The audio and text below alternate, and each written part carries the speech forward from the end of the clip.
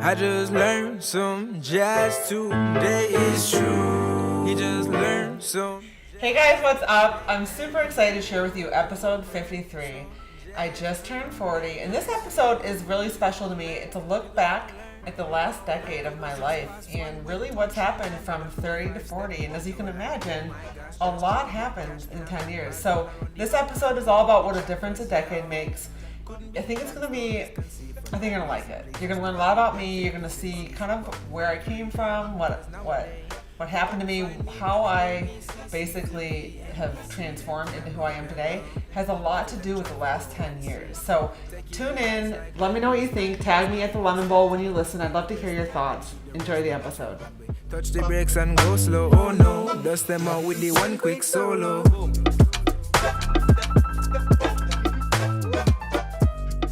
What's up, guys? It's Vince. How's the podcast been for you guys so far?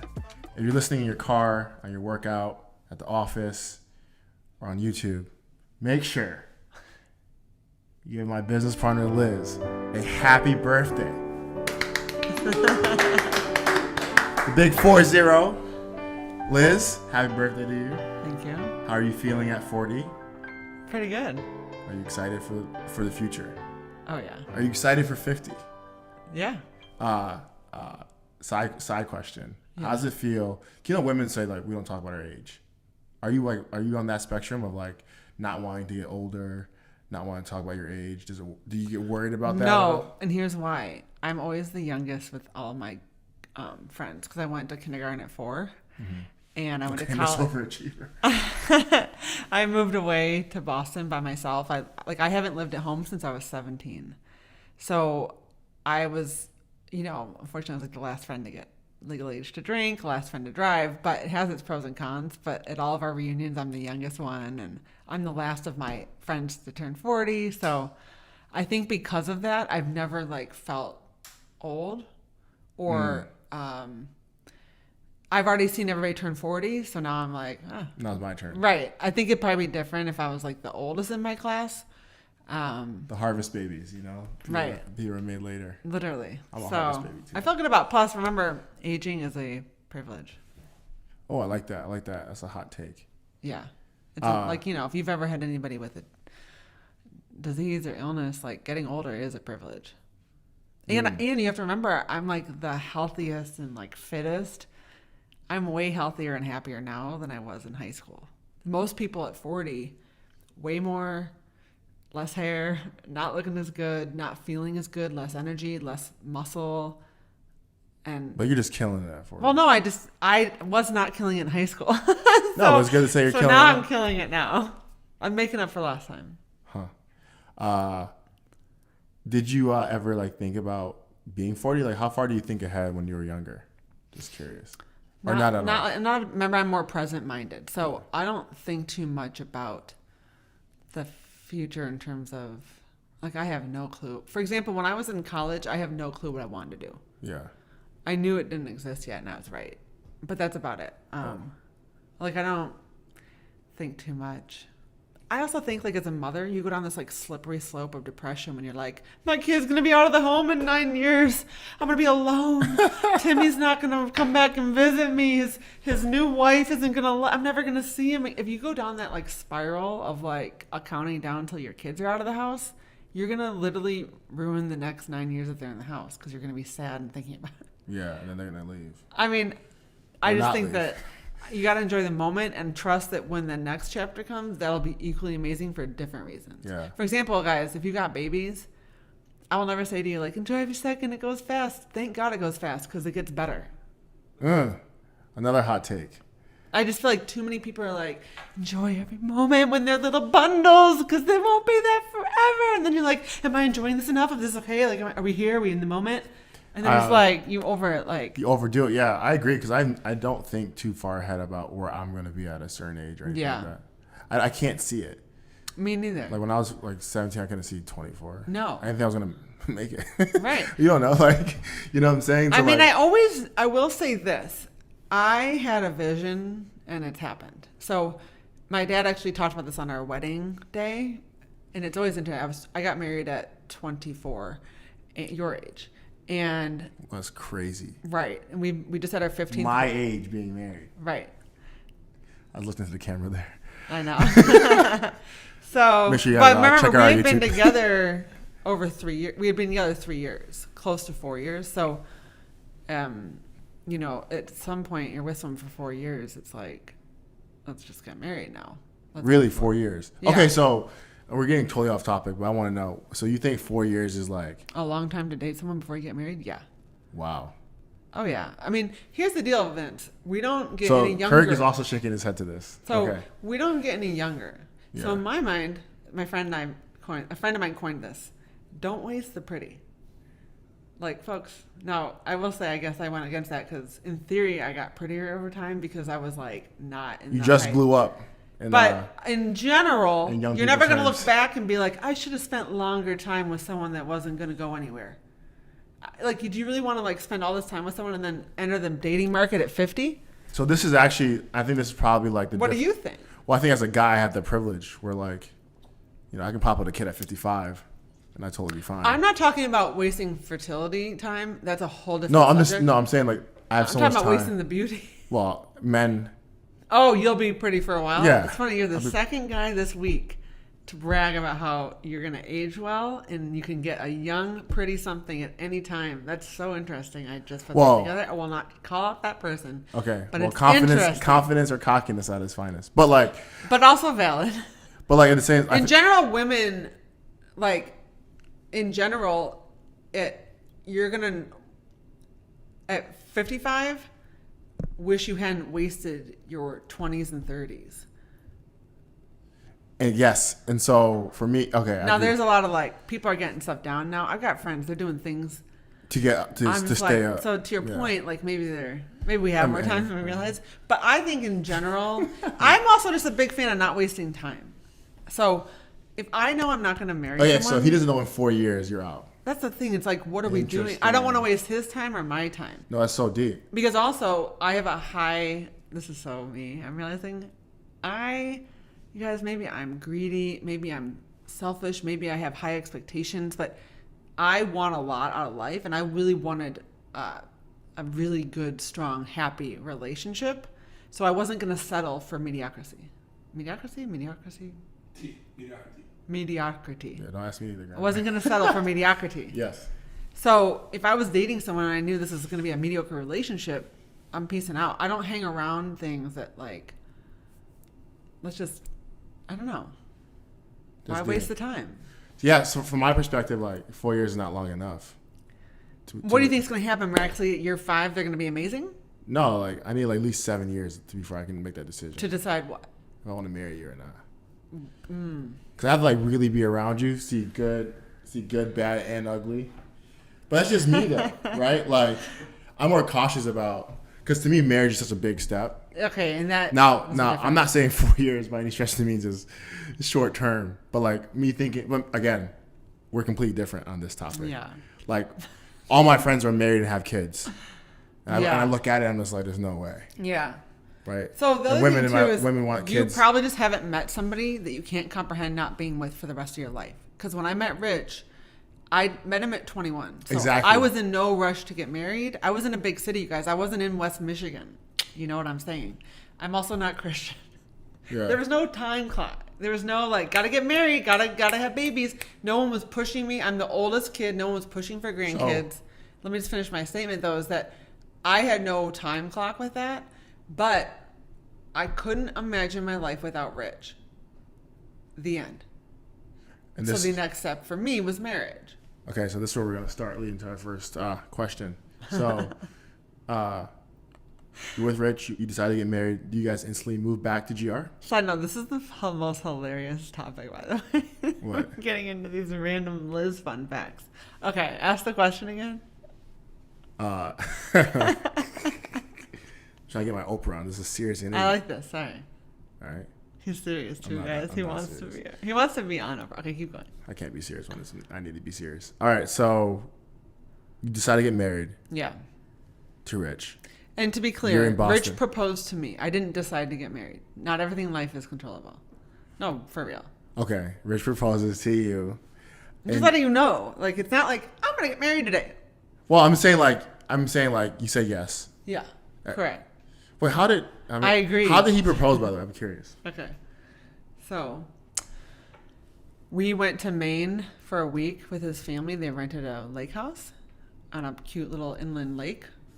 By the way, Maine looks just like Michigan. So here I am, like a Midwest girl in New England. I don't have a car. I'm like, oh my God, finally, like, it looks like lake. Home. Yeah, some water. So bring back to home vibes. Oh, home vibes heavy. Okay. Fellas out there, you want to propose? Here's a check. And the difference, Home though, vibes. is it's like, let's get some lobster in the lobster shack. So there's like things that are really cool that don't exist in Michigan. Yeah, Like the lobster. we went kayaking in the ocean. We got blueberries. Granted, that's the same, but our blueberries are better. Anyways, For a full week or a weekend? whole week. So And we're talking, I'm meeting the grandma for the first time.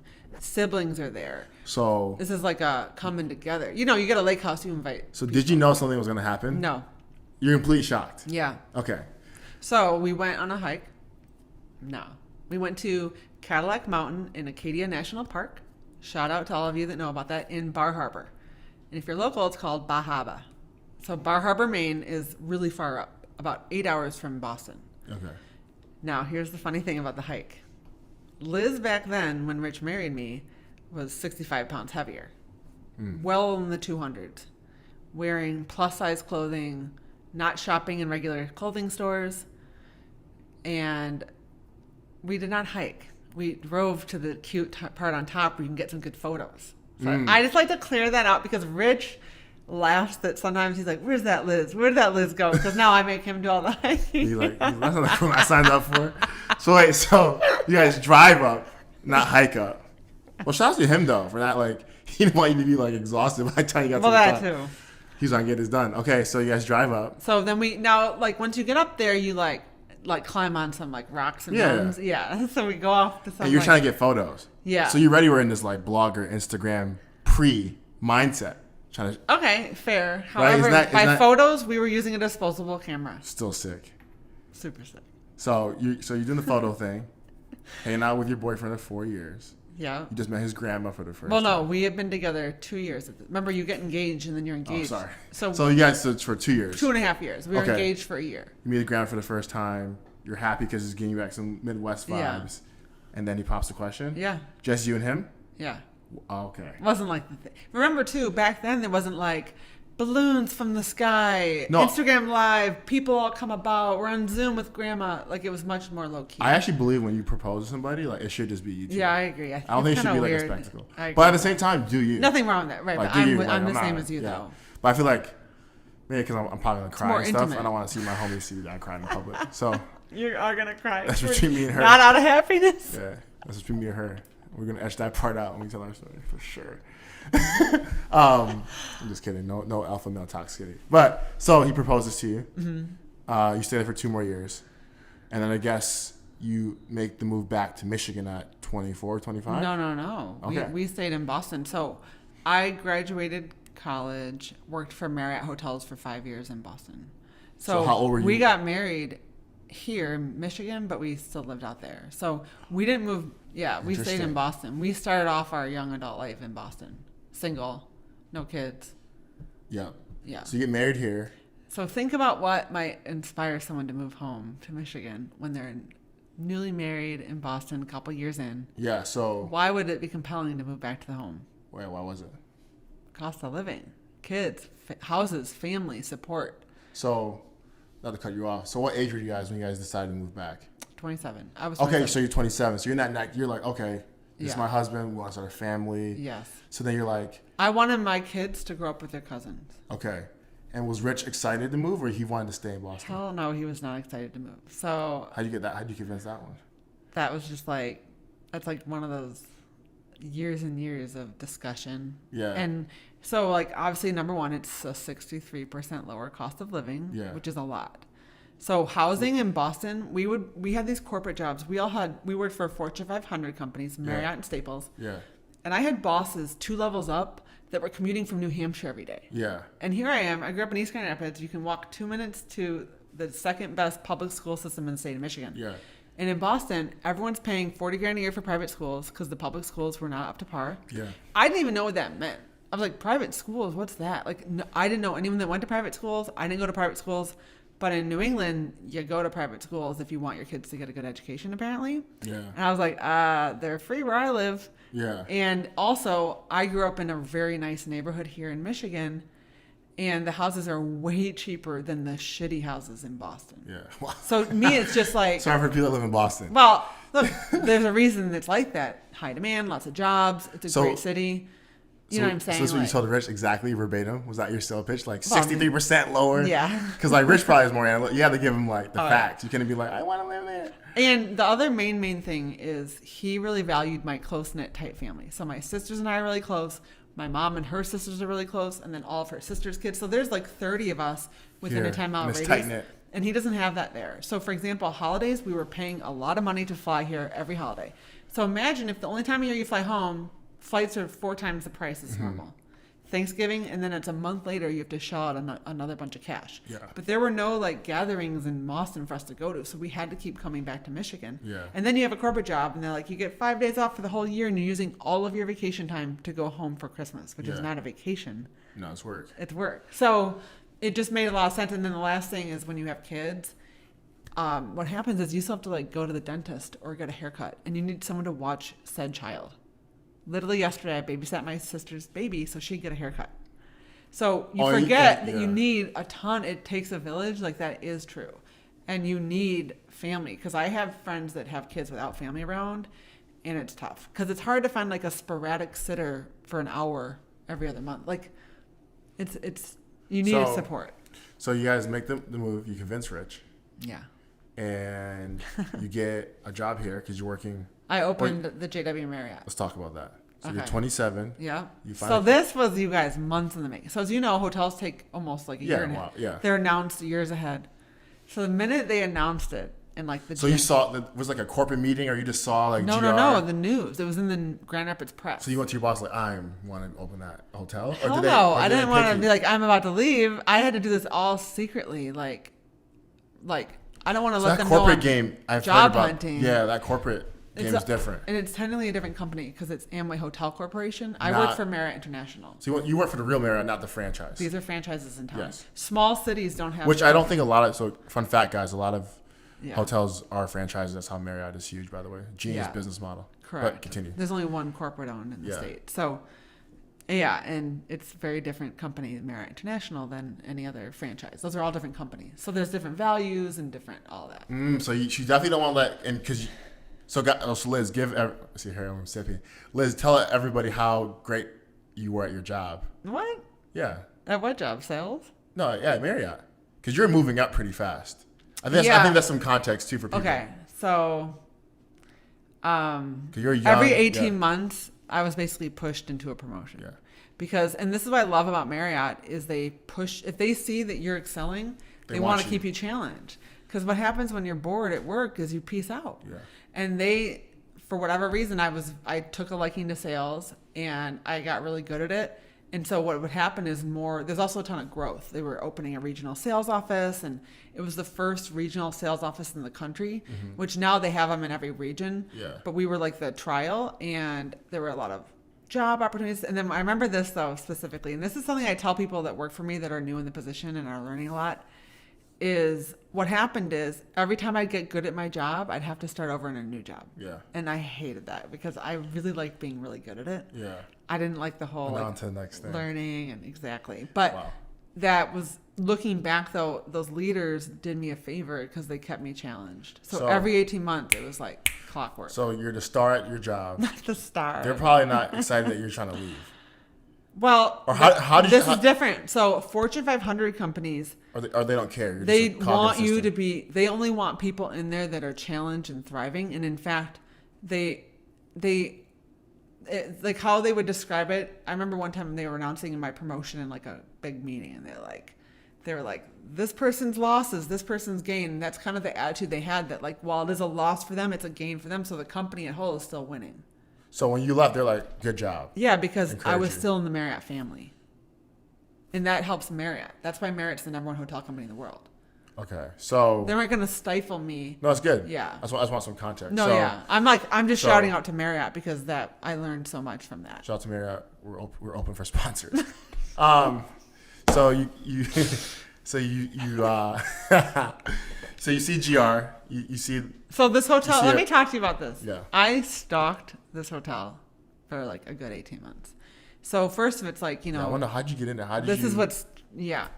I basically continually, I had like those Google search alerts. So anytime a news article came out on it, I was alerted. And they announced the director of sales was hired. And that was my ticket in. So then I found his email and I just started emailing, and then we said phone interviews. Now, luckily, there's not a ton of people from Marriott International trying to relocate to Grand Rapids, Michigan in the sales role.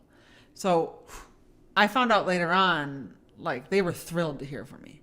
Because think about that. And you're an all-star at your own job. Well, thank you. So, but that's just facts, right?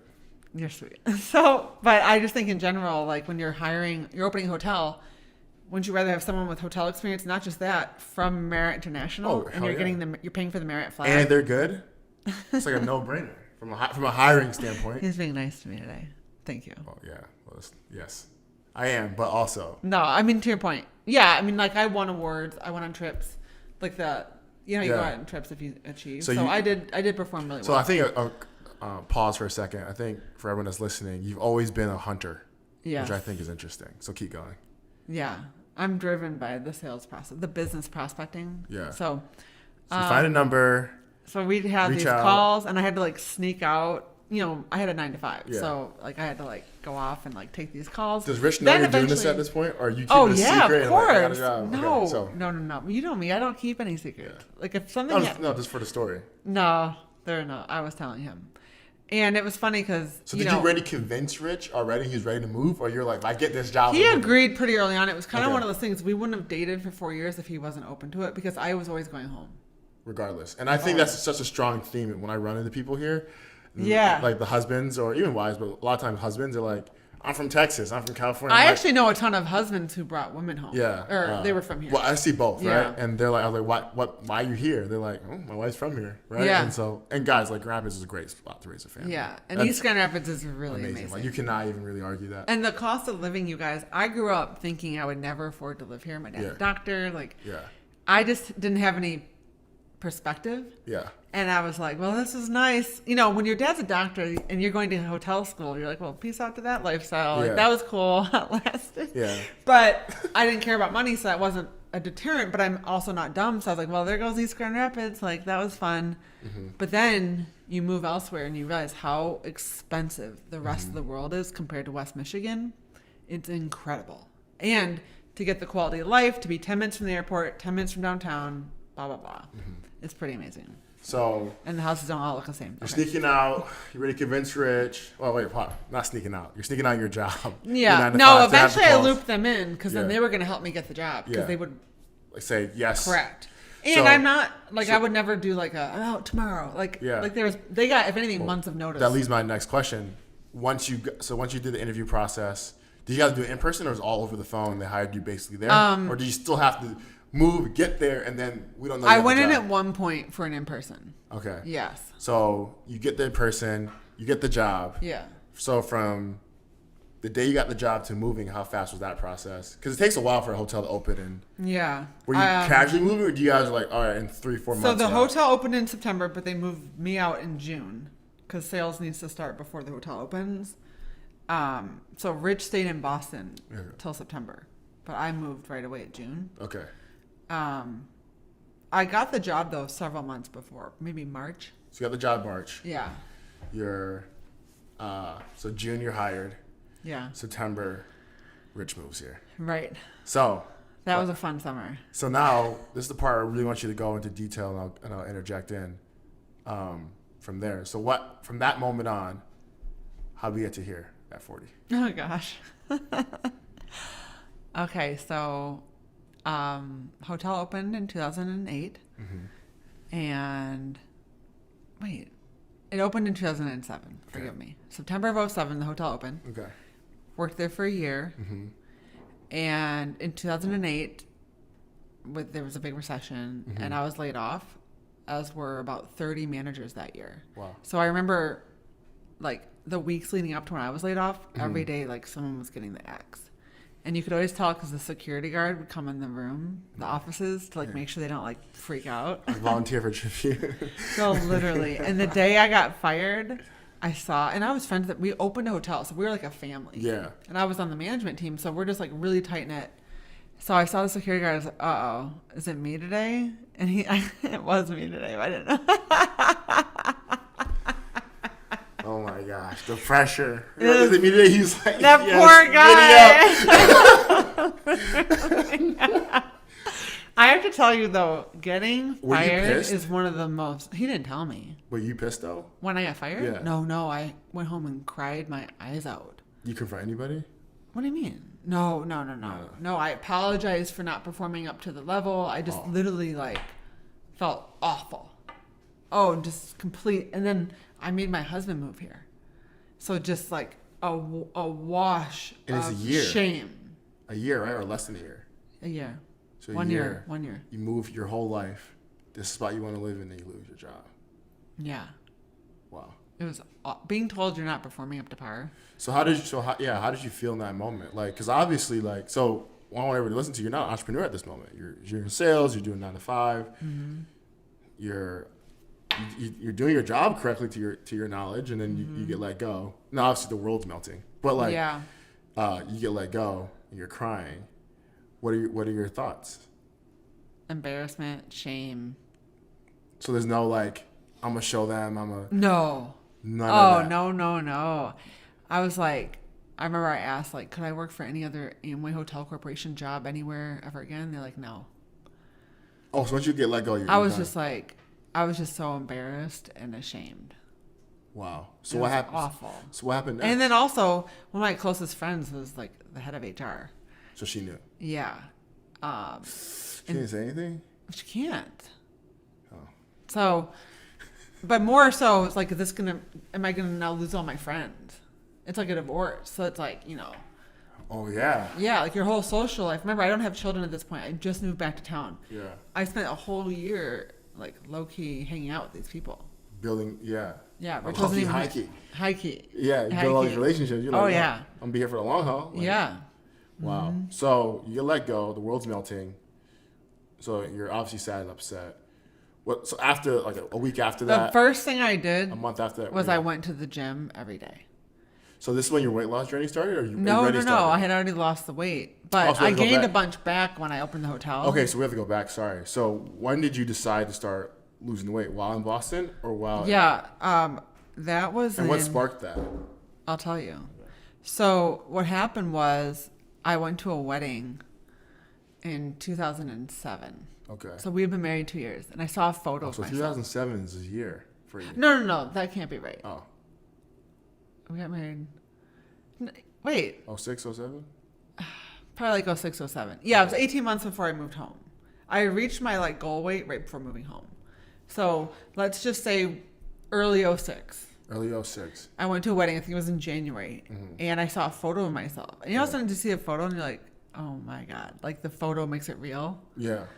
And because I felt fine. I was happy. I was successful. Like I was in love. Like it wasn't like I was like looking in the mirror thinking anything was wrong. Yeah, you love yourself. And then you see a photo of me.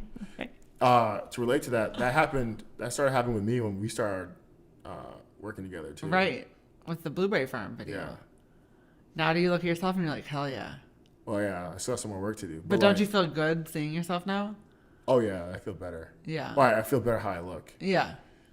So that photo thing will do it to you. Oh, yeah, because the photos don't lie. Yeah. So you're like, fuck. So I lost the weight. But what happened was the open hotel, we were like going out every night. I had no kids. Rich wasn't even there. Like, yeah.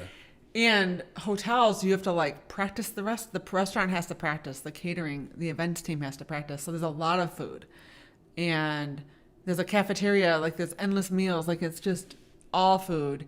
And I wasn't going to the gym anymore because, well, I was occasionally, but it's so funny. Like I'd like go on the treadmill and burn like 200 calories and then probably ate like 8,000 that day. Like God, the math wasn't going to work out.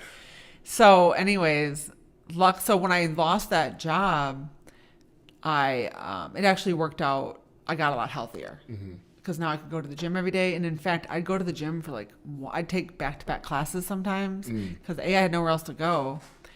Now, one thing I should point out, I got hired by a former client the day after I got laid off. Okay. She was thrilled because she had been wanting to hire me. So that's interesting. Yeah. So you're sad one day and happy the next. I'm relieved. And this is such a recurring thing. It also regained,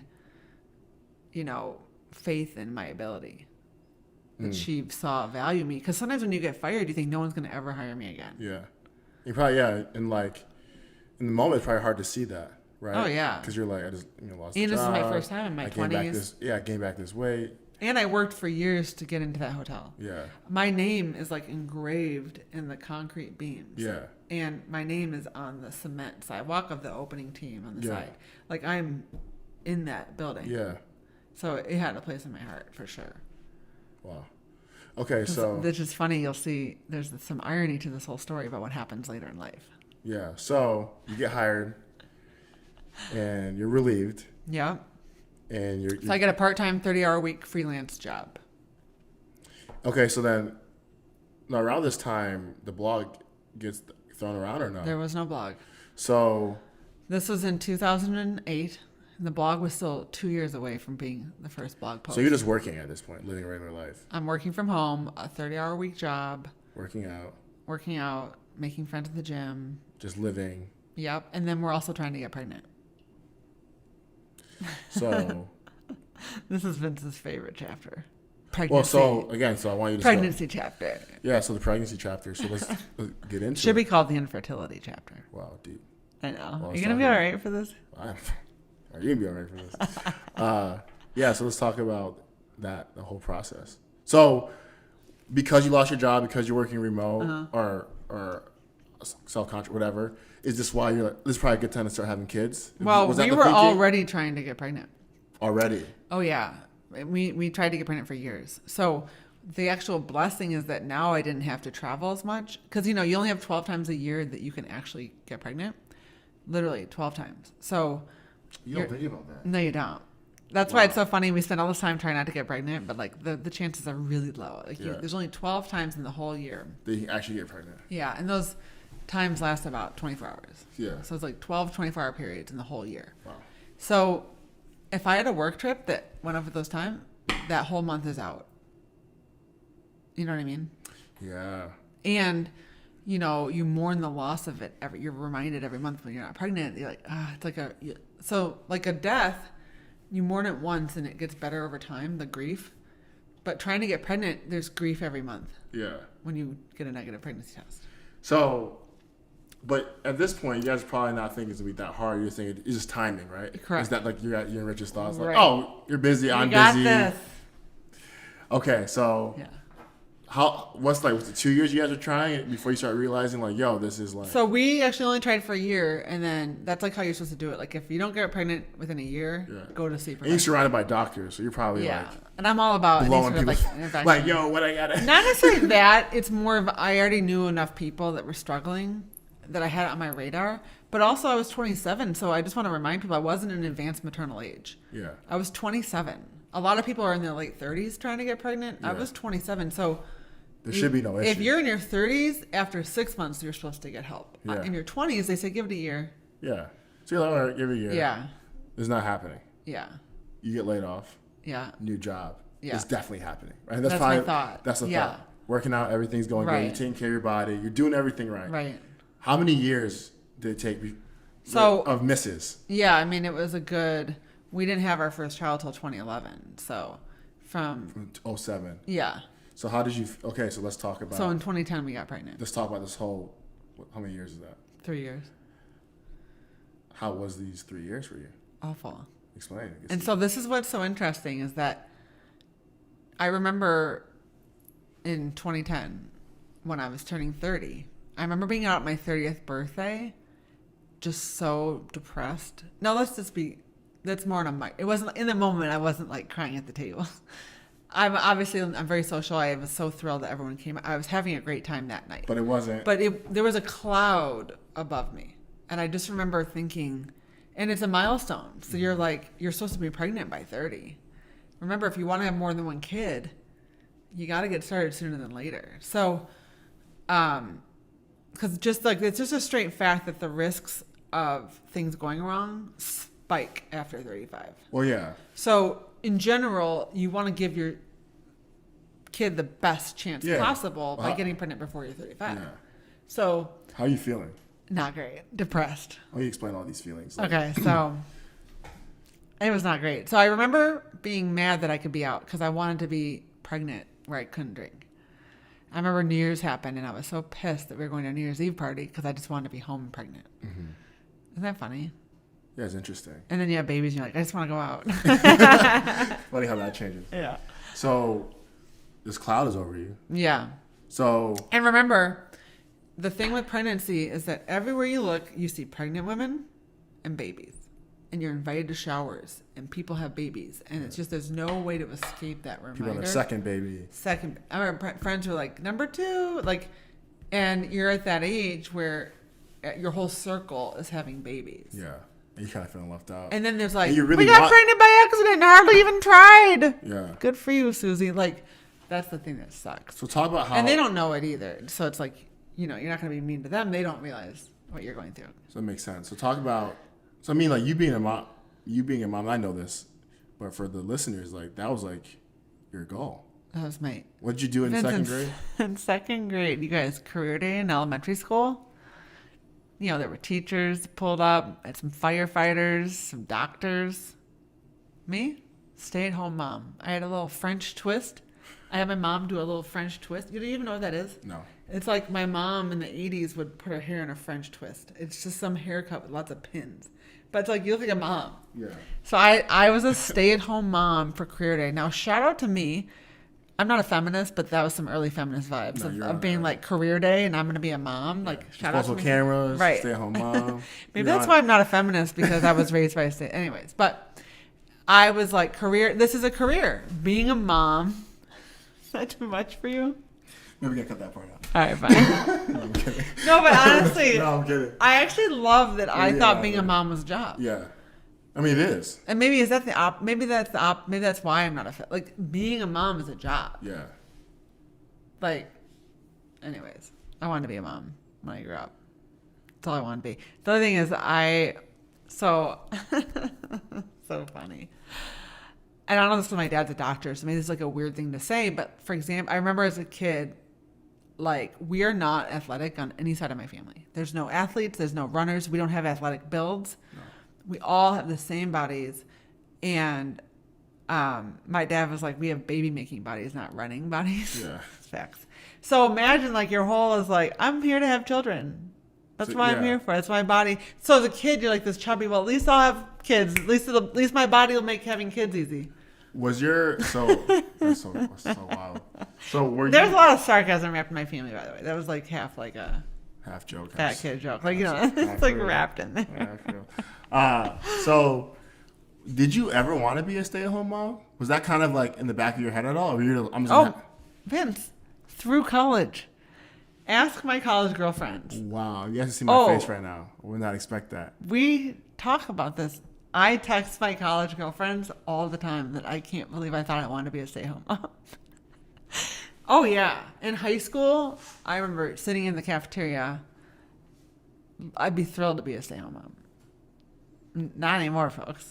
Wow. That ship has sailed. That's so interesting. So we're going to talk about that from 30 to now, how that's changed. I'll never guess this. Well, for one, that's the last thing I'd ever want to do. I'm not made to be a stay-at-home mom. So turns out, folks, sister's not made to be a stay-at-home mom. So you were. Wow, this is crazy. So your 30th birthday. Is that when you start? Have you guys been doing all the the treatments? So and all we that stuff did up to that point? I think we had just had our first failed round of IVF. Okay. So what is IVF? So, oh my God, there's so many different layers. But here's the also irony of our thing is that, so there's different levels. Like, first you can go take Clomid, which is like a thing that stimulates eggs. And that's just like a really minor, it's like a pill you take, really basic. And that works for a lot of people, solves the problem, we're good. And then the next level is like artificial insemination. Do we have to get into this? But anyway. You don't get that deep in detail. Google it. Just like, we're not going to describe it here. And no, but basically it's like there's then the end of the road in terms of like, I should say, end of the road is such a bad statement, but one of the most intrusive and medically intense, very expensive, like it's kind of the end of the road in terms of what you would do in a clinic, is in vitro fertilization, because they're literally taking the eggs out of your body and the sperm out of the man, and they're putting them together under a microscope. So they're doing what nature does scientifically. And they try to control it. Correct. So the chances normally on a normal month go from like we were told we had a 4% chance or 3% chance. That brought it up to like 60%. Oh, wow. So that's pretty amazing. But it still didn't work. Twice. Did not work twice. That sucked. So 30 doesn't work. No. So we do it again. At 31. Doesn't work. Doesn't work. So then. So how do you feel at 31 after the second time? Do you give up on the dream? Well, wait, whoa. Are you like? I got pregnant at 30. Oh, so it did work. No, it didn't work. No, it didn't work. I got pregnant naturally. Don't you know the whole story? No, let's tell it. All right. So we had 2 failed rounds of IVF back to back, like September and November. Oh, so you go back to back that fast? Yeah. Okay. You can do it every month if you have the money. How much is it? Well, thank God Rich's company in Massachusetts, they had infertility insurance. So we didn't pay what many people have had to pay. But you still pay a ton. It's pretty expensive. Thousands of, I'd estimate 20 grand. For those 2 things. Yeah. Wow. It's crazy. You're shooting yourself with needles for like a month and a half. And those drugs cost like, each vial is like technically $3,000. Like it's just extremely expensive. Wow. Yeah. Now this is 10 years ago, so it might be cheaper now. But so then at this point, they're like, look, we can keep doing these extremely invasive, expensive procedures. But if you just want to get pregnant, you're probably going to have a better chance with donor eggs. So then I had to start the course of basically going to therapy to mourn the loss of a biological. Now, you can also ask your siblings to donate them, but my sisters did not want to do that. So I went through that, which also How did that feel? Not great. Wow. So like not great. Donor eggs. So I spent Christmas sobbing. The level of depression with infertility patients is higher than cancer patients. Yeah. Because everybody in this world plans to have children. And that's different than when like people take their eggs and put it in somebody else. Don't rich people do that. Oh, what you're talking about is like how Kim Kardashian had someone else carry her children? Yeah. Those were her eggs and Kanye's sperm. And somebody else's. Another person carried the embryo that grew into a baby. And they'll have no DNA from that other person that carried them? No, because when you carry a baby... Oh, we'll do a science podcast later. I know. To me, that's crazy. Now, there are epigenetics where it's like that person does like change... Some stuff. Like what you eat and drink matters when you're carrying a baby. Yeah. Okay, so your sisters say no. Yeah. And they're younger and nowhere near having kids, so it was an ideal situation. Versus like obviously if like they were pregnant, it wouldn't have worked, or if they were trying to get pregnant. So in theory, it would have been great. So like if you are someone that might need donor eggs, like it is nice if you have some siblings, and then at least your DNA. Is there any risks, or like was? No. Well, okay. I shouldn't say no. I handle medical treatments pretty well. Yeah. I'm not afraid of needles. I don't get spooked out by medical treatment. Yeah. I didn't have any side effects. Yeah. Not everybody handles it that way. Yeah. And also, like, for example, my sister, Anne, was really young. She was in college. Like, she didn't want to go deal with that. Yeah. So, but it's much easier for a man to donate sperm than a woman to donate an egg. That's what I'm learning. So, yeah. like, makes so much sense. That's why if you need a sperm donor, that's fantastic. There's books. Go on Tinder. Oh, my God. That's disgusting. But there's many more options for sperm donors than egg donors. Wow. So yeah, you started. Now you're probably destroyed. That Christmas. You tried everything. It's different than not trying, right? Oh, I did the end of the road treatment, IVF, and it failed twice. What's up, guys? Subscribe. Tell your best friend. Tell your mom. Tell your neighbor. Tell your 4-year-old kid. Please listen. We appreciate you. And thank you so much for all of your 5-star reviews on Apple. That helps us get this podcast out to other people who will enjoy. Thank you so much. We appreciate you. And with that, enjoy the rest of the episode. You gon' learn, you gon' learn. So you're not doing too hot. No. I spent that Christmas sobbing. So you're not in a good place. No. Lowest place ever.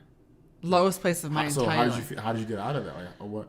Or like, Well, was it therapy? Like, so I remember a few lessons from therapy is number one, just like cancer is not rational, infertility doesn't affect people rationally. Because what would happen is I'd go to the OB and there'd be like 15-year-old moms next to me pissed off that they had children. And I had to sit next to them waiting to be called. So you'd be like, why did God, in my mind, it was like, why did God make her pregnant? She doesn't even want those kids. yeah. And I'm so desperate to have kids and God won't let me have a baby. Those are the thoughts you have. Yeah. And so the therapy helped me realize that infertility is not rational, just like cancer. It's not fair. Why do some kids get cancer? Yeah. Right? So just that lesson of how life works was really valuable. And then just other coping mechanisms of how to deal with that wave of grief. So you're in the wave of grief. It's Christmas. When do you get pregnant with So Asher? in the How long meantime, after we that? matched with a donor. So Oh, so you got to go through this other process of doing we it. paid that $3,000 deposit and started that process. Donor eggs are not covered by insurance, by the way. So we were really getting into it now. Because donor egg is much more like, I don't know why, but. So, and here's It's what like would a happen. pamphlet of like all these different types of women. Literally. And It's like here's, Tinder, left, right. Like, you're like no. except the difference is that when you have a bio of an egg donor, you learn every awful thing about them, like every disease on every side of their family, all their Yeah. genetics. Like if Rich and I saw our papers, like we'd be like, oh my God, like because everybody has something Yeah. at some point. Yeah, exactly. So, but so basically you're analyzing which is the lesser of two evils between all the options because no one has a clear disease-free history, but you have to go through it. Oh, they might get heart disease with this one, or breast cancer with this one, or this one has a genetic. Like, it's like you're weighing off. So Yeah. that's not fun. That's and not fun then at all. it's what'll happen is you match, and then they dip out. So then you go through this. It's Yeah, like because they might not be 100% sure they're ready for that. or they do it once and it doesn't go well, and you find out they're not a good donor. Like it didn't work successfully with whatever. Like the medicine didn't work. So it's a very long process. Yeah. And every time the phone rings, it's like usually it had been in our instance bad news. Yeah. And you try to like stay hopeful, but it was just more. And remember, this whole time, you're getting invites to baby showers, and you are going to Christmas parties, and someone's announcing they're pregnant, and you're on Facebook, and it's just one more baby announced after the next. So you can't even avoid it. Yeah. It's really hard to like, you're pregnant with an ex-boyfriend, you can just block him, never run into him, blah, blah, blah. Yeah. You cannot avoid running into people having children. Yeah. So, donors. So here's what happened. This is the best part, you guys. I'm looking to the camera for this one. So we're told we have a 3% chance of getting pregnant naturally. And so we moved. So the doctor said, if you were my daughter, I would advise, if it's just more about having kids and not necessarily about them looking just like you, which of course it wasn't, I recommend donor eggs. So we're like, okay, let's do it. We go through the therapy. We go through all the different matching. Some drop out. Finally, this one dancer from Western Michigan was going to be, she had green eyes and she had dark hair. I was like, okay, it's somewhat similar. Yeah. Let's do this. So you have to basically go back on the pill to line up your cycles, and you can't start the pill till you get your period. My period never came. Yeah. I was pregnant with Asher. Damn. A complete miracle. Crazy. Like a 3%, baby. complete, Asher's a literal complete miracle. Wow. And apparently he was conceived on New Year's Eve, and I was so drunk that night, New Year's Eve, I puked through my whole closet. So I don't know how that happened. Well, there you go. Sounds romantic. Sounds exactly how you know how it happened. Like, I literally probably drank like 3 bottles of vodka. It was like the lowest New Year's Eve of my life. Oh, so you're in a really bad spot. Imagine it. So yeah, I want to get blacked out Oh, drunk. yeah. I was not a big drinker, Yeah. but I was that New Year's Eve. Was Rich also drunk? Sure. I don't really remember. Rich is ready. Rich is like, yeah. I just remember we had all these different flavors of vodka and Yeah. went through those I don't bottles. remember that night. So you get plastered, and your prenatal comes, and now you're like, Yeah. yeah, I got another baby. Well, the No, first baby. I couldn't believe it. Couldn't believe it. And then tears of joy. Tears of joy. So let's talk about that. So, I mean, that's a testament to your spirit of fighting, I guess. And Yeah. even though you kind of like, I don't give up. yeah. Because regardless, then you could have moved on to, of course, adoption. Like, there's so many. This is if You're you gonna are. have kids regardless. That's the thing, you guys. First of all, if you are struggling with infertility, everyone I was in a group with a bunch of people. We all were in this like fertility support group. Every one of them has between 2 and 5 kids now. Every single one of them. Now, whether it's through adoption, IVF, donor sperm, donor eggs. There's so many ways to have a family and to grow a family. It's never the end of the road unless you choose for it to be the end of the road. Period. So I wasn't going to let IVF derail me. I was, Yeah. okay, donor eggs. What's not? Okay, this. Okay, that. I wasn't going to stop. So, Asher is born. You're pregnant. You're doing all that. Are you still working So I was working now. I spent 5 years working for, I was self-employed doing 30-hour-a-week contract work. Yeah. And my client was Meetings, Michigan. Wait, so how are you staying positive during your work? Were you able to shift? It's awful. Or were you like, was it like a mask? Vince, it's not great. Because I know you can't really hide anything. So did everybody know? Or were you better at it at that point? Well, I Or worked did that alone. I mean, I was home by myself. Okay. So, you know what I mean? I didn't work for a company. One thing I do know, you can get the bag when you're upset. Man, you get more bag when you're upset. But no. So maybe you're fine, yeah? It's not Well, my work performance. wait. This is an important Yeah. part of the thing. I started the blog. So what? So listen to this. Why'd you start the blog? Rich was just getting like a very simple surgical procedure done one day, and I had to be in the hospital for like in the waiting room, and I brought my laptop. So this is June of 2010, and I was just trying to kill time while he was in surgery because I didn't, you look at the board like progress updates, you're like freaking out. There's no updates. Is he okay? Yeah. And to distract myself, I started a Blogspot site. Have you heard of Blogspot? No. So Blogspot was before WordPress. So it was liz'slemonbowl.blogspot.com. Okay. And What inspired you to do it? a lot of people told me to start it because I love to cook. And also, my former boss, George Aquino, shout out to him. He filmed a video of me for a blog he was doing. And on camera, I was like immediately Rachel Ray with no effort. It was just natural to me. I knew how to do the recipe, how to talk. He's like, you should start a blog. Superior kind of saying it to you. My Tori, shout out to Tori. She's really the first one that said she started a food blog. Yeah. Also, I had just lost 65 pounds. And when you lose a bunch of weight, what does everybody say? How did you do it? Yeah. And they knew I wasn't eating a lean cuisine. Sorry, lean cuisine. That's always been my example. But I wasn't eating basic like grilled chicken salads. Yeah. And I traveled a lot and I had a social life. So like, how is she losing all this weight? Yeah. And so that's why I wanted to really show people that you can eat high flavor, delicious food. Yeah. That's naturally good for you. So you finally catch a moment, Rich is in trade. You're like, I might just start blogging about my life, basically. Recipes, really. So you don't even think about the weight loss journey. You're just more like, I just want to share. No, I wanted to show people how to lose weight. So it was both. Yeah. Okay. And I brought to the hospital my own lunch because I didn't want to have to be tempted at the cafeteria. Like, pizza, some chicken fingers. yeah. Now, I will say, hospital cafeterias have gotten a lot better over the years. But I brought my own. This is the funny. Here's the first blog post on the lemon bowl. It was titled, Beets and Wheat Berries Make Me Happy.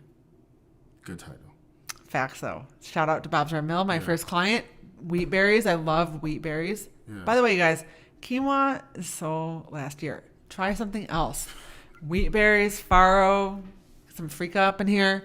So where did the lemon bowl come from? Well, my family is Middle Eastern. So what makes everything delicious? Lemon. So, for example, that salad, I'm sure was olive oil, lemon, salt, pepper.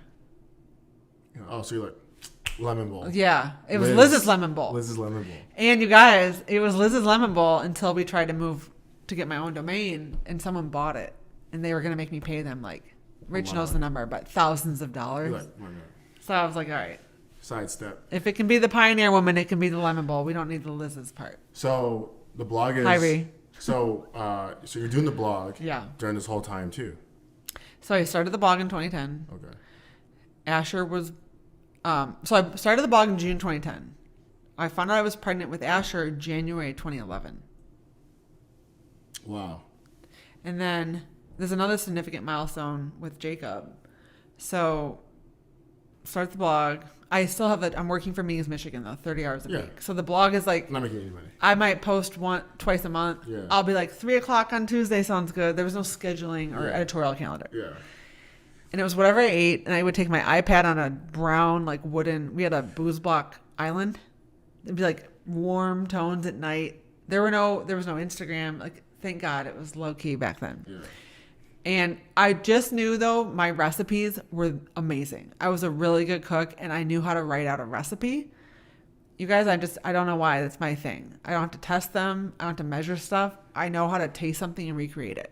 So that's what I focused on. It's just like, I was like, this is so good. I want you to make it. Plus, what would happen is everyone comes to my house. Do you have a recipe for this? They eat my food, and they want a recipe. And I don't use recipes, and I don't write recipes, so I had to learn how to make it so that other people could eat my food at home and have it be just as delicious. Add more salt. It's always. It's so funny to me that like you finally get pregnant, right? But you're still, you're still working, you're still making. Like, you would think that like you find out what you wanted and you completely shift gears. Like, I'm done now. I'm gonna have my one kid and make him a prodigy, and like this is my 3% baby. But it's funny to me that you're like continuing to live life, and I think that's something. Yeah. That you share your perspective on that, like if not stopping your whole life just because you're in a rut right now. You're a rut for 3 years. Mm-hmm. You weren't in a good position, like really. Right. You lose a job, you can't get pregnant, you're not working at a job you want to be working at. I gained 50 pounds that year. Like, it was not a great time. Yeah. So I think you have to really find yourself and see what makes you happy. And, life is 2 buckets, things you can control and things you can't. And it sounds so obvious when someone, you meet your earbuds on, you're like, okay, we get it, Liz.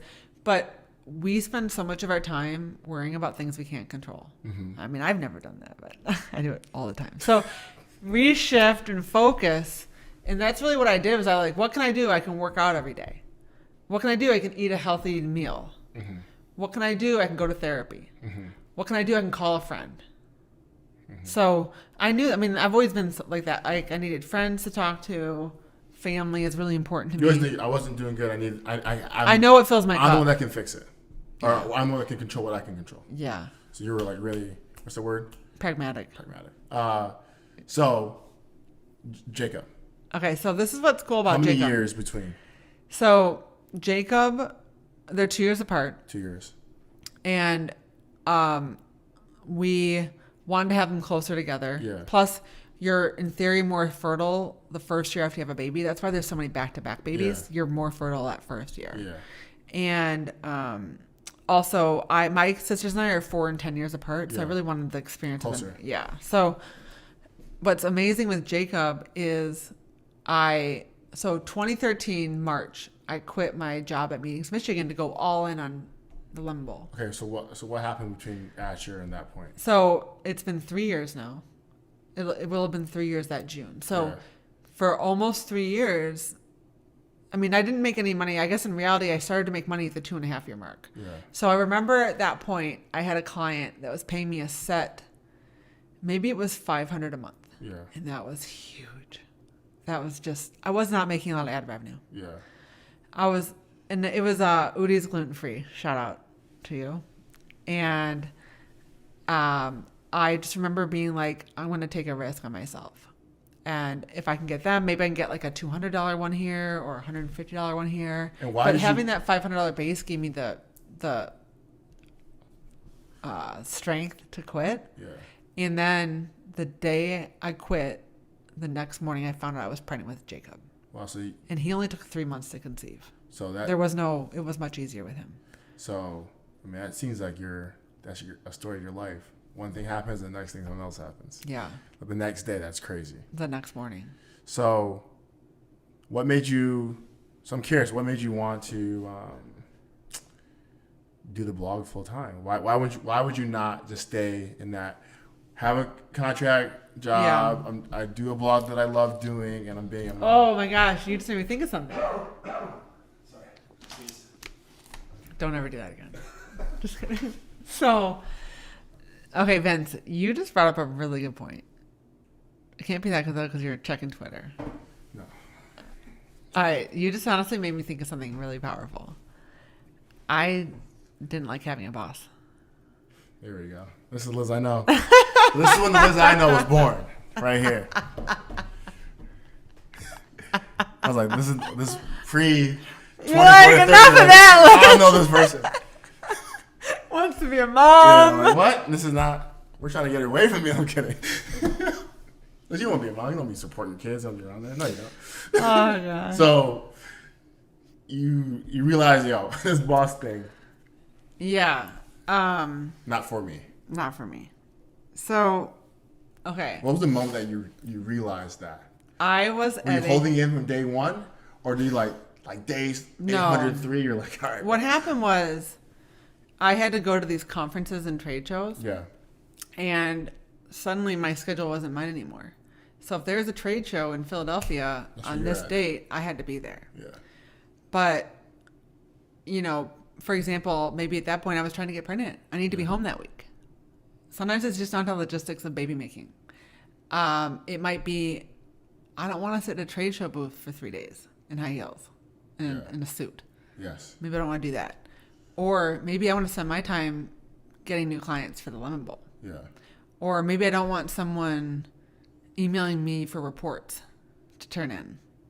So this is when you started really building your life, which I think is a skill set. Explain how. So one thing is I learned a lot from having a boss and from being a freelancer, which is great because now I hire a lot of freelancers, and that's been really helpful for me to understand. It's very different than the corporate Fortune 500 world of Marriott. Yeah.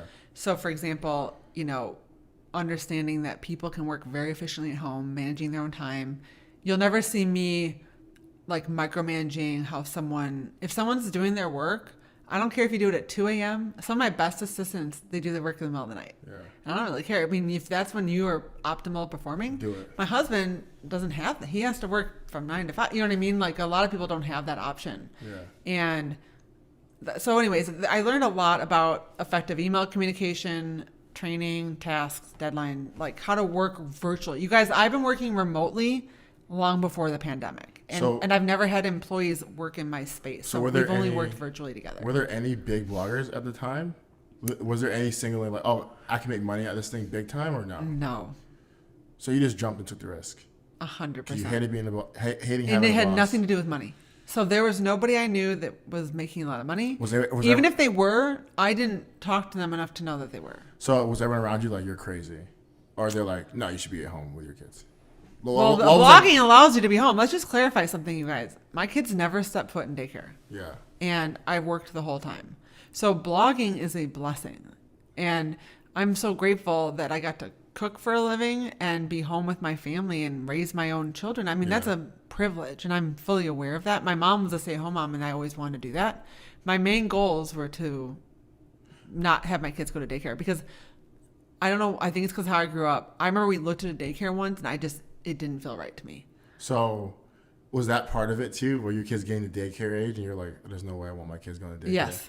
I did not want to send them to daycare. And I would have to go to these conferences. They would have to go to daycare. So what I'm seeing a theme in your life is anytime you don't like something, you're willing to change it. I'll figure out a solution 100%. And I take ownership so I want a lot, like Drake. I want everything. So I want a lot. I recognize that. I want a lot. I have big goals. I have big aspirations. I guess I'm high maintenance in some, obviously, you're going to laugh. But I feel like I want a lot. And nothing wrong with that. But I will do it. I will get it myself, and I won't rely on anybody to get it for me. And if it doesn't work out, that's not going to deter me. So, I'm very resilient. So, but this is kind of you're taking a risk though, because your income is not going to be the same. No. Is Rich okay with this? We have a mortgage at this point too. Is Rich okay? He's chase your dreams, or he's I don't know. No, he was fine with it, which looking back is a miracle because. Shout out to Rich. Shout out to Rich. I think that's so important too. We talked earlier about y'all dated for 4 years. I think he knew Liz isn't a lazy kind of person that's gonna just chill. Yeah. He had to have known that. Because I will just say this, my husband is not risky. He's not a risk taker, and he's very budget conscious. Like, so were people in your life just encouraging you the whole way through? Didn't anyone doubt you when you're like, I'm not working my job anymore? Or did you not really say anything? No, they all supported me and encouraged me. Wow, I mean, cooking is my... That's special, too. Yeah. For no one to like... But imagine being like the best cook in the family and then not cooking for... Like, yeah, it is very special. But also I was stepping into like what I was meant to do. Yeah. And they're cheering you on for the most part. Yes. And I'm the first child. I'm very rules following. And for example, you know, we paid for our first house. We didn't like, we used our money, like we saved up. So we're very responsible with money. So they knew I wasn't, for example, like buying a building downtown for a bunch of money I didn't have, or going into debt for some like awful business idea that doesn't make a lot of sense. Yeah. Remember, blogs have no overhead. There's no brick and mortar.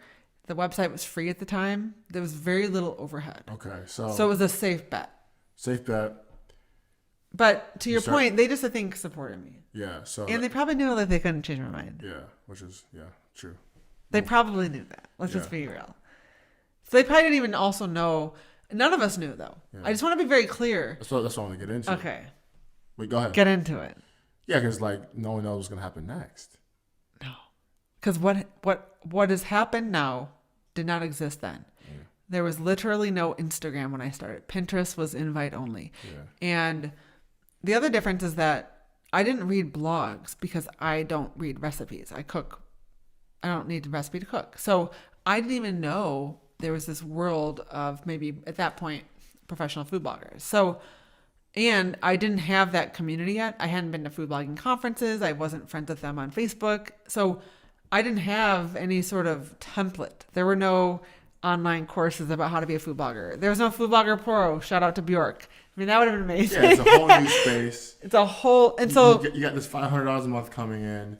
You leave your job. And by the way, that wasn't forever. That was probably like a 3 or 4 month project. I'm saying so just to be clear. Yeah. I mean, it's huge for a business, but like, that's like, not that much. Especially with a kid. Yep. Mortgage. And then your second kid. Yeah. Right. So $500, second kid is here. Yeah. Did you take a pause in growing your business while you're pregnant, or you're like, I'm trying to get as big as possible before I bring this second baby? So here's the big difference. There was no, I'm going to try to get as big as possible. That was not a thought in my mind.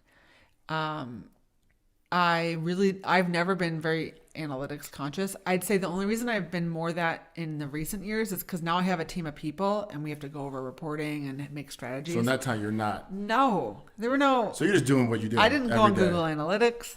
I didn't check my likes. I mean, I was sporadic, and I was consistent in that I did it for years, but I wasn't consistently posting like I do now, Monday, Tuesday, Thursday. So what made you get to consistent posting? That okay, here's what happened. Later? Do you want to hear how Lumble took off? Yeah.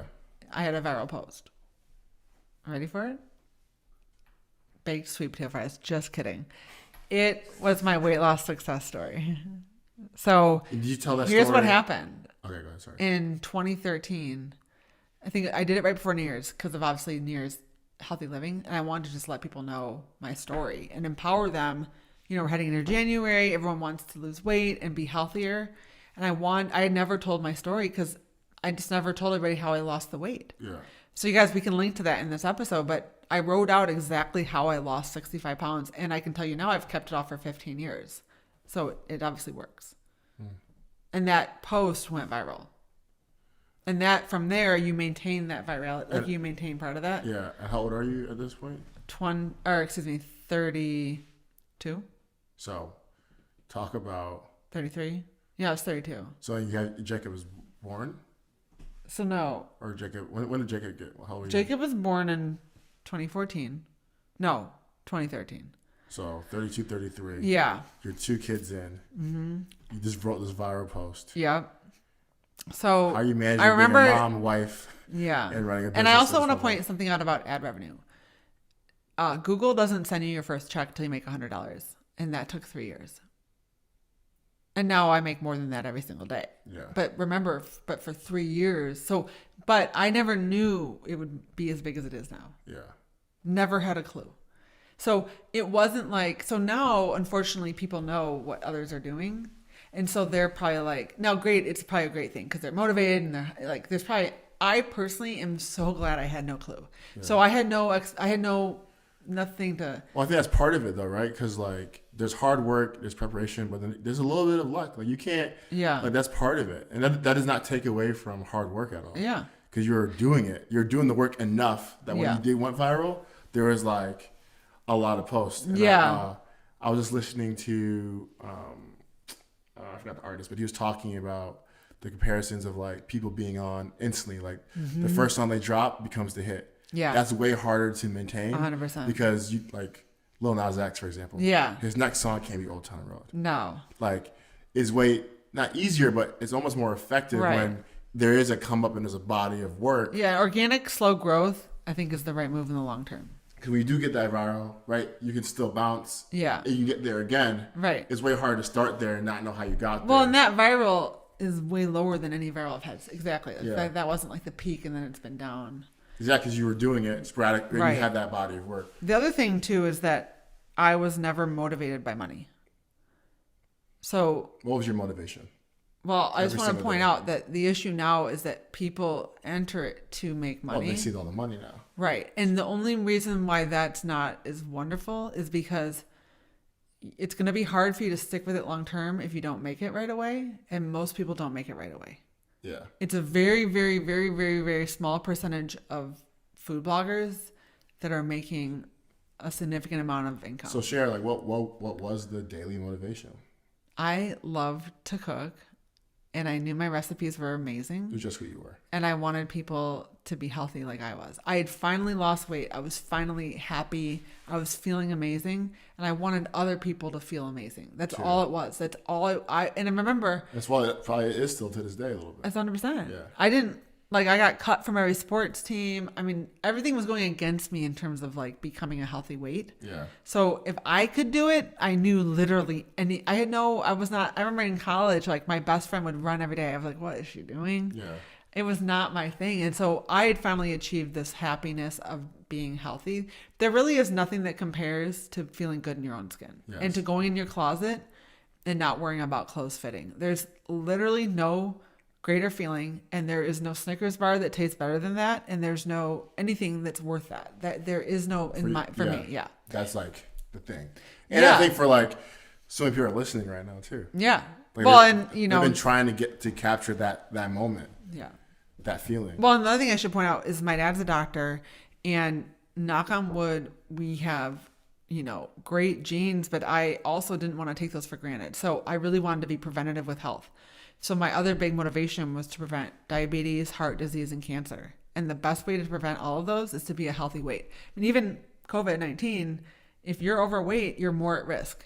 So being a healthy weight is good for life, period. It's period, end of story. There's no downside to being a healthy weight. And it was never vanity. It was never about that. It's just about feeling good. Honestly, the energy, when I say feeling good, it's not like, oh my God, I'm so hot looking in the mirror. I just feel energized. Like I feel like when you exercise, you feel like your body, you feel yourself. The vibration of like blood flowing through your body. That's a good thing. We need that. So 33, 32 to 40. So what's going on between? Lemon starts to take off in 2013. We start to get like some real traffic beyond my mom. And then, in time, I start to slowly but surely get some new clients. So Stonyfield, Bob's Red Mill, my first 2 clients, start to get more and more clients, and then start to go to conferences and meet people, meet brands, and slowly but surely, again, gradual, slow, steady growth. And then, from there, it just all kind of has continued to grow. So was it easier from 32 to 40 or in your business, or do you think starting a business with a bunch of little babies is easy? Well, that's what I asked you. I do, guys. Cause I don't know how, because a lot of women don't do it. No, it's a lot easier to grow a business without children. Why didn't you not quit after the second kid when it got really hard? One thing is, if you don't have children, work your bum off all day, every day. Because what happens is, so when you have little kids that don't go to daycare, you get really good at working in 20-minute blocks because that might be how long the kid is napping for. So I got really efficient with my time, which was great because then I realized maybe I shouldn't scroll Twitter for 2 hours right now. Like that's not the best use of my time.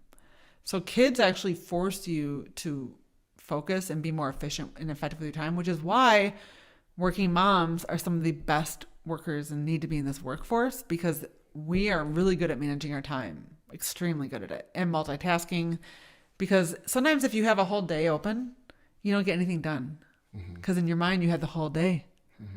But if you have 20 minutes, well, yeah, 20 minutes. You have 20 minutes, so you get that done. You get really good at it. And also, when you're paying a babysitter, so then eventually I'd have a sitter come for like 3 hours. If you're paying someone to work, you work really effectively. I'm not going to sit on the phone. I'm not going to go on Instagram. I'm going to work. Some people do though. Do what? When they pay people, like they still are not getting it done. I guess maybe that. So is that me? Yeah, explain like how do you, like again like. I guess that's true because obviously like people pay a sitter to go shopping or something like that. Yeah, like how. I had no interest in shopping and stuff like that. Like to me, it's like you got. It seems like from the beginning you got what you wanted. Why are you trying to build this business? You're a mom. You got your kids. You're happy. You lost the weight. It's not about the money. Like what's the point? So what happened was, what is the point? Is the question what's the point? Well, you can answer how you want to answer, but what's the actual question? Why? I had no choice. Why? This is what I meant to do. I'm just influential by nature. I just am. So people want to know what to eat, they come to me. So I was already influential in food because I know how to cook. I host the parties. I cook at the holidays. I'll be at the farmer's market and people ask me, what are you doing with that kohlrabi? I'm just a foodie. I always have been. And so I know that I am a knowledge expert in this field. So how could I not help as many people as possible? So you got what you wanted and you also found your passion. Yeah. While staying home with my kids. Yeah. So lucky. Powerful. Like so lucky. So, I mean, I really want to segue to this point. Let's hear it. You can cut it out if you want to. So I'm just going to intro it. So you found your passion, which I think is a great segue into us rebranding our podcast from passion to profit. I love it. You can cut that out. You guys don't want it in there. But I like that. Yeah, we've been deciding to change the name from passion to profit. So I think that's a great way to intro it. So we can use that clip if you want to. You don't have to. You can get a different one for that. But I think that's cool. So now your birthday is here.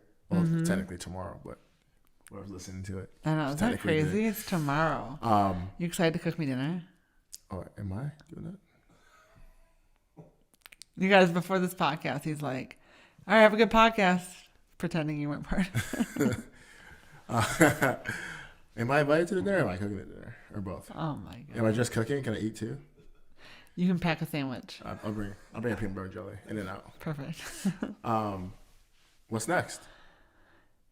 So don't you work with a guy named Vince and you guys have like So first we're gonna rebrand the Irie Lemon podcast. And then we're going to talk to more people that are turning their passions into profit. And I feel like if I can inspire and help people with healthy eating, why don't I also help create successful businesses? And so is that your next goal for your next 10 years? Or maybe forever, but from 40 to 50? Maybe. Why not? I don't know. Why landlock? Why not? Maybe tomorrow I'll want to inspire people to... nothing outdoors. I don't know why I looked outdoors. Nothing in the garden. It'll be nothing in the garden, I can assure you. I don't know, Vince. I don't know what the next... I would like to make $1 million in a year before I'm 50. Hopefully before I'm 45. You got it. I'm the first female entrepreneur in my family on both sides. So I just want to see what's possible and show people what's possible. Maybe things that they didn't think were possible. I'd like to be an example of what's possible. Wow. Liz, I'm inspired. And I hope everyone else is. This is 40. Cheers to you. What a difference a decade makes. I mean, so that was the last decade. Now we're on to the next decade. Mm-hmm. Like, what's going on? What's next? What's your master plan? What? Like, all right, so I can tell you a couple things. Number one, we have no clue what's going to happen. Just like podcasting didn't exist when I was 30, what we'll be doing at 50 or what I'll be doing at 50, it doesn't exist yet. I guarantee it. I mean, I work in the whole technology world. I just know what I'll be doing then probably isn't happening right now, right? Mm-hmm. I also know it's going to be amazing. I'm kind of destined for greatness. My dad told me. Shout out to all the dads. Shout out to the dad. No, I feel very optimistic and positive. I just know I'm going to do great things. Mm-hmm. It doesn't mean I'm not going to make a lot of mistakes. I'm going to learn a lot of lessons. There'll be heartbreak. Remember, guys, life is half good and half bad. But overall, it's pretty amazing. So this last decade, what are some things that you've learned?